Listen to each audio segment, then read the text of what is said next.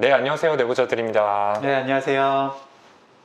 세계 정신건강의 날을 맞아 경상남도 광역정신건강복지센터와 함께 준비한 영상을 통해서 여러분께 인사를 드리게 되었습니다. 네, 정신건강의 중요성은 아무리 강조해도 지나치지 않을 텐데요. WHO에서는 이 건강이라는 걸요, 신체적, 정신적, 사회적으로 안녕한 상태를 이렇게 정의하고 있습니다. 그러니까 신체적으로 질병이 없는 상태를 유지하는 것뿐만 아니라 정신적, 심리적으로 이렇게 안정되어 있는 상태가 중요하다라는 걸로 보시면 되겠죠. 네, 맞습니다. 자살은 2021년 통계 기준 10대 사망 원인 중 5위로 집계가 되었습니다. 특히 10대에서 30대까지의 연령을 대상으로 집계한 사망 원인 중에서는 단연 1위를 차지했는데요. 개인의 건강이라는 측면에서도 또 사회의 발전이라는 관점에서도 정말 크나큰 저해 요소가 아닐 수 없습니다. 그나마 다행인 건 예전에 비해서 이 정신건강에 대한 관심도가 이렇게 높아졌다는 거겠죠. 이 정신적으로 어려움이 있다, 내가 힘들다 라는 이야기를 하는 것도 이전보다 좀 더 쉽게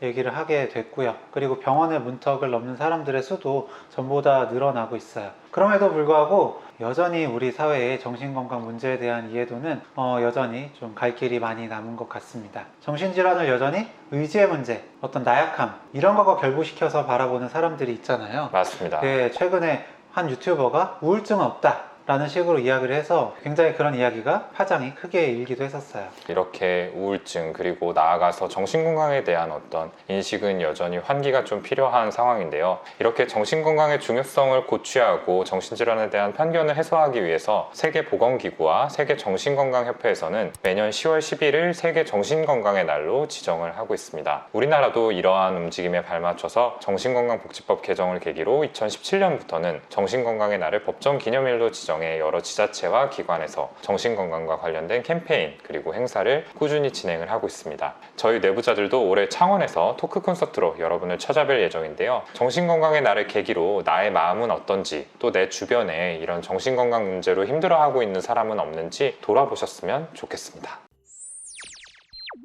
오늘 저희가 준비한 주제는요, 연령대별 우울증의 특징입니다. 청소년기, 성인기, 노년기로 나눠서 각 연령대에서 나타나는 우울증의 양상은 어떤지 여러분께 설명을 드려보도록 하겠습니다. 청소년기 우울증 그 첫 번째 특징은요, 기분의 반응성입니다. 기분이 이 외부 요소에 따라서 반응하고 변할 수가 있다는 이야기죠. 이게 전형적이진 않아요. 이 청소년기 우울증에서는 기분 좋은 일 있으면 좋아지기도 하고 짜증도 나고 여러 가지 이런 기분의 변화들을 보일 수가 있게 되는 거죠.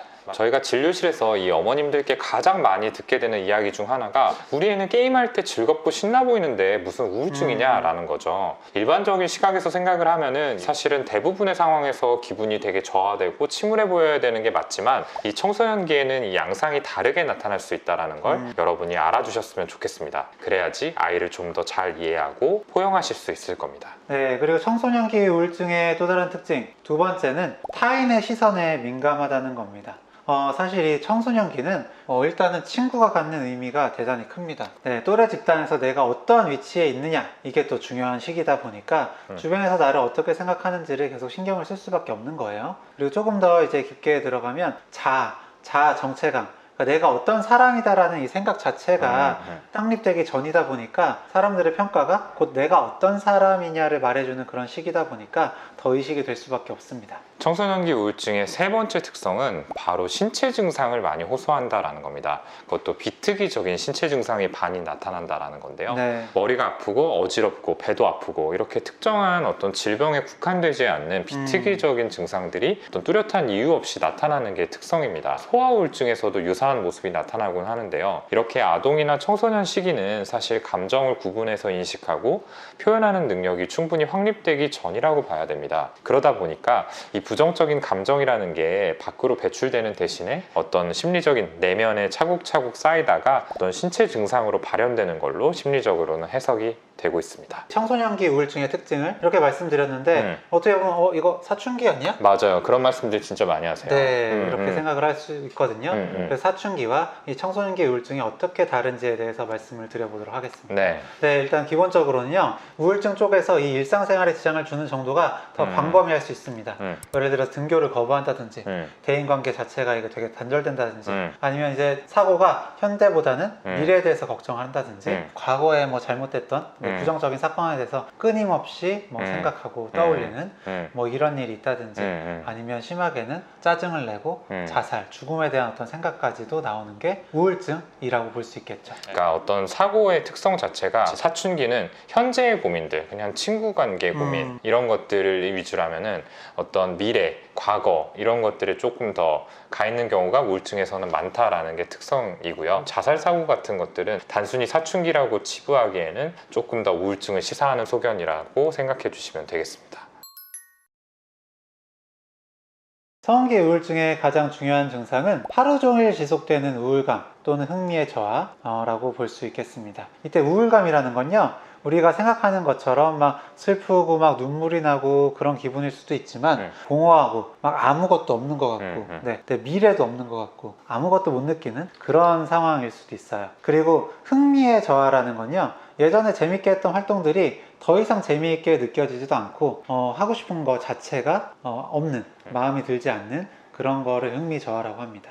여기에 더해서 부가적인 증상들을 만족할 때 이제 주요 우울장애라고 해서 우울증 중에서 제일 중증도가 높은 질병으로 진단을 하게 돼요. 네. 식욕의 변화, 식욕이 늘거나 줄거나 하는 식이죠. 또 수면 패턴의 변화, 수면 역시 늘거나 줄거나 두 가지 변화가 다 생길 수 있습니다. 정신 운동성의 변화라고 해서 지나치게 안절부절하지 못하거나 반대로 너무 처지고 멍한 상태가 지속되는 모습들이 있을 수 있어요. 만성적인 피로감, 삶이 무가치하다는 무가치함, 그리고 어떤 죄책감이라든지 집중력의 저하, 반복적인 죽음에 대한 생각 같은 것들도 나타날 수 있습니다. 방금 열거한 기준이 총 9가지인데요. 이 중에서 5가지 이상을 만족하는 상태가 최소한 2주 이상 지속이 되었을 때 우리가 주요 우울장애라고 진단을 하게 돼요.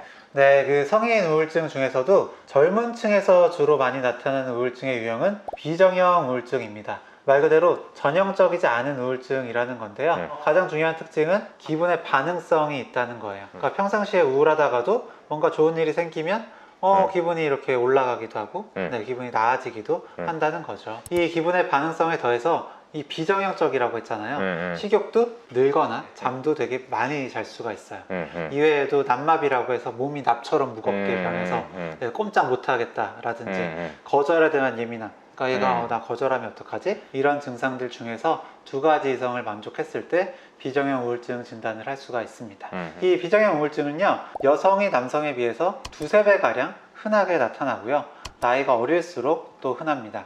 또 이 성인기 우울증 같은 경우에는 스트레스 또는 갱년기와의 차이도 많이들 궁금해하세요. 이 스트레스로 인한 우울감 같은 경우에는 특정한 사건에 대한 일시적인 반응인 경우들이 많아요. 그렇기 때문에 우울증에 비해서 지속기간이 길지 않다라는 게 특성이고요. 사건이 해결됨에 따라서 자연스럽게 우울감 자체가 해소된다는 것도 차이점이라고 할 수 있겠습니다. 네. 그리고 우울증의 경우에는 일상생활에 미치는 영향이 훨씬 더 커요. 그래서 출근도 하기 어렵고 집안일도 하기 어렵고 이렇게 원래 하던 생활을 잘 이어나가지 못하는 경우들도 많고요. 사람들과도 잘 만나지 않게 됩니다. 이렇게 기능의 손상이 뚜렷해야 된다는 게 바로 우울증입니다. 그리고 갱년기 같은 경우는 사실은 우울증하고 상당히 유사한 형태로 나타날 수 있어요. 그리고 실제로 조사를 했을 때 갱년기 여성의 한 20에서 30% 정도는 우울증이 있다라는 조사가 있기도 하거든요. 네. 그러니까 동시에 나타나는 경우도 굉장히 흔하다라는 거죠. 이 갱년기의 특징적인 증상으로는 이제 호르몬의 감소에 따른 신체 증상들이 있는데 안면 홍조라든지 열감이라든지 요실금 같은 그런 비뇨기계 증상들이 있습니다. 이 중년 여성분들이 병원에 오시게 되면은 사실은 이제 우울을 주소로 오셨더라도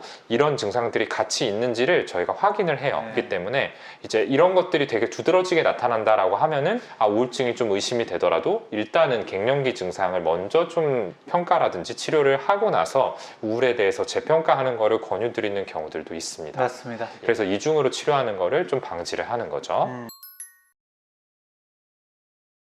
이 중잔년층 이후의 우울증에서는 상대적으로 멜랑콜리형이 흔합니다. 네, 이 멜랑콜리라는 건 굉장히 우울하고 비관적인 그런 걸 뜻하는 용어인데요. 멜랑콜리형 진단 기준을 보면 무쾌감증 또는 이 감정의 반응성이 결여된 상태라고 되어 있습니다. 그러니까 비정형이랑 어떻게 보면 반대죠. 뭘 해도 그러니까 즐거운 게 전혀 없는 거예요. 그리고 주변 상황이 어떻게 되든지 간에 나는 그냥 아무렇지 않은 거죠. 이 두 가지 모두 일반적인 우울증에서 나타나는 이제 흥미의 감소나 무가치감 같은 증상과 유사하긴 한데요. 그 정도가 더 깊고 오래 간다 라고 생각을 하시면 됩니다. 그리고 여기에 더해서 심한 체중 감소, 심한 식욕 저하, 정신 운동이 굉장히 초조하거나 굉장히 지연되어 있거나 더 정도가 심한 거죠. 계속 가만히 있지 못하거나 아니면 아예 이제 멍해서 움직임 자체가 굉장히 느려져 있는 그런 상태나 아니면 과도한 죄책감, 그리고 또 이 기분이 아침에 특히 더 악화되는 게 또 특징이에요. 그리고 또 아침 일찍 깨는 게 또 특징이라 그러니까 일찍 깨서 그때부터 기분이 안 좋아서 하루 종일 감정의 변동성 없이 쭉 좀 저하되어 있는 그런 상태를 생각을 해보시면 될 것 같아요. 이런 멜랑콜리 유형 같은 경우에는요, 내인성 우울증이라고 부르거든요. 아예 생물학적인, 그러니까 뇌 속 신경 전달 물질이나 아니면 호르몬 변화 같이 생물학적인 요인의 영향을 많이 받는 타입이라는 거죠. 반대로 이제 외인성 우울증 같은 경우에는 이제 외부에서 영향을 받아서 우울증이 생긴 건데, 이 내인성 우울증은 이제 안에서, 내 몸 안에서 어떻게 보면 이런 기분 조절하는 문제가 생겼다라고 보시면 될 것 같습니다. 그래서 생물학적인 원인이다 보니까 다른 유형에 비해서 약물 치료 자체를 좀 더 적극적으로 해야 하는 그런 우울증이죠. 이제 노년기의 우울증, 조금 더 연세가 많은 분들의 우울증 같은 경우는 조금 더 특징적인 증상들이 있는데요. 건강 염려증적인 호소가 많습니다. 이게 무슨 의미냐? 건강을 많이들 걱정하세요. 그러니까 신체 증상을 반복적으로 굉장히 많이 호소를 하시는 거죠. 그리고 이게 어떤 몸에 큰 병이 생긴 거는 아닌지 이런 것들을 걱정을 하신다는 의미입니다. 그리고 불면, 잠을 이루지 못하시는 경우도 많고요. 불안, 초조 같은 증상들도 많이 얘기들을 하세요. 그래서 하루 종일 뭔가 편하게 쉬지 못하고 안절부절하면서 불안해하시고 건강, 죽음에 대한 걱정이 크게 늘어나는 이런 것들이 조금 더 전형적인 모습이라고 보시면 됩니다. 또 노년기 우울증의 특징은 이 집중력과 기억력이 저하되어 있다는 거예요.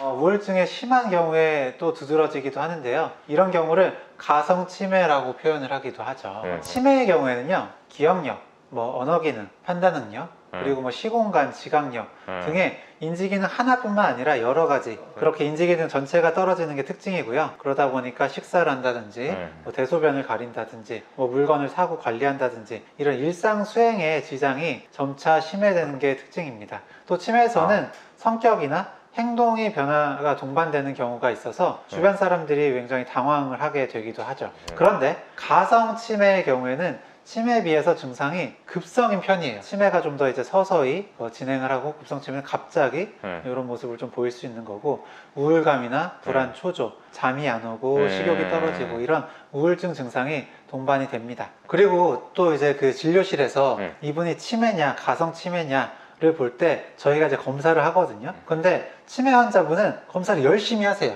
그런데 점수가 낮게 나오고요. 가성 치매 환자분은 몰라, 열심히 안 하시고 그냥 귀찮아 하세요.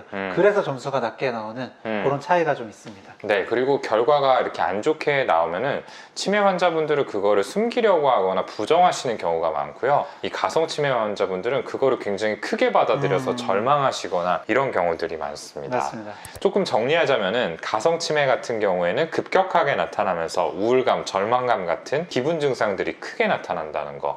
또 치매 같은 경우는 인지 기능이 종합적으로 떨어지면서 일상생활 기능이 전체적으로 저하가 되고 이런 변화들이 서서히 나타난다는 거, 그리고 성격상의 변화들도 동반이 될 수 있다는 거, 이런 것들이 좀 차이점이라고 할 수 있겠습니다. 네, 오늘 영상에서는 연령대별 우울증의 특성, 그리고 각 연령대별 우울증과 감별해야 되는 사춘기, 스트레스 갱년기, 그리고 치매까지 이런 것들과의 차이점에 대해서 말씀을 드려봤습니다. 저희가 오늘 드린 여러 가지 이야기들이 여러분들이 평소 궁금해하시던 궁금증을 해소하는데 조금이나마 도움이 됐으면 하는 바람입니다. 지금까지 경상남도 광역정신건강복지센터와 함께한 뇌부자들이었습니다. 감사합니다. 감사합니다.